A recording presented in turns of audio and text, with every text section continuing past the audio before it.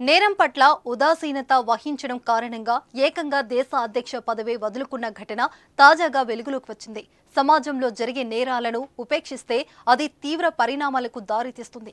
అందుకే హత్యలు, దోపిడీలు, లైంగిక దాడుల కేసుల్లో శిక్షలు చాలా కఠినంగా ఉంటాయి. ఇక చిన్నారులపై లైంగిక దాడి జరిగిందంటే మరింత కఠినంగా వ్యవహరించాల్సి ఉంటుంది. చట్టం ముందు అందరూ సమానమేనని అన్ని దేశాలు తీర్మానించుకుంటాయి. కానీ ఓ నేరం పట్ల ఉదాసీనంగా వ్యవహరించడం మొదటికే మోసం వచ్చింది. ఏకంగా దేశ అధ్యక్ష పదవిని వదులుకోవాల్సిన పరిస్థితి వచ్చింది. గజం కేవలం 4,500 రూపాయలతో 165 గజాల భూమి కేవలం 8 లక్షలు మాత్రమే.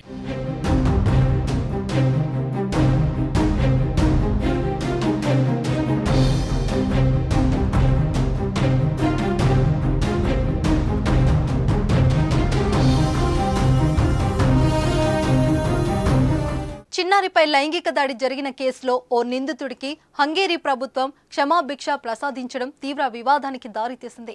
ప్రతిపక్షాల విమర్శలతో ఆ దేశ అధ్యక్షురాలు కటాలిన్ నోవాక్ అని తన పదవికి రాజీనామా చేశారు.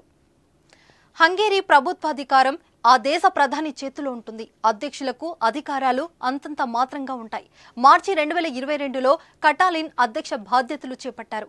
అధ్యక్ష బాధ్యతలు చేపట్టిన ప్రథమ మహిళ కటాలిన్ కావడం విశేషం.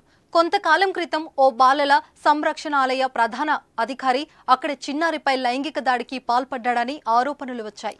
ఈ దారుణాన్ని కప్పిపుచ్చేందుకు అధికారికి సహకరించిన మరో ఉద్యోగికి ప్రభుత్వ సూచన మేరకు అధ్యక్షురాలు క్షమాభిక్ష ప్రసాదించారు. ఈ విషయం తాజాగా బయటకు రావడంతో హంగేరీలో తీవ్ర కలకలం రేపింది. క్షమాభిక్ష ఎలా ప్రసాదిస్తారంటూ ప్రతిపక్షాలు ఫైర్ అయ్యాయి. ప్రధాని రాజీనామా చేయాలని డిమాండ్ చేశాయి.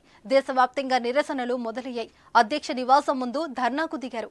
నిరసనల విషయం తెలియగానే ఖతర్లో ఉన్న అధ్యక్షురాలు కటాలియన్ స్వదేశానికి చేరుకున్నారు. విమానం దిగిన వెంటనే తాను రాజీనామా చేస్తున్నట్లు ప్రకటించారు.